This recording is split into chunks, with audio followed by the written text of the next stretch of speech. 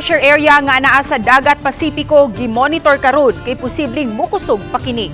Ug mga adlaw hayan musud na sa Philippine Area of Responsibility ang maong LPA. Posibleng mukusog pa ug mahimong tropical depression. Matod sa pag-asa, posibleng uwanon ang weekend dinhi sa Central ug Eastern Visayas, ilabi na pagka-Domingo. Kun diin magkaduol na ang weather system. Kung mukusog kini, tawgon kini nga bagyong Kabayan, ang ika-11 nga bagyo karong tuiga. Planuhon ang pagbiyahe karong weekend kay possible kita nga dunay gale warning sa Domingo. Hangtod na sa sunod semana, probably mga Martes.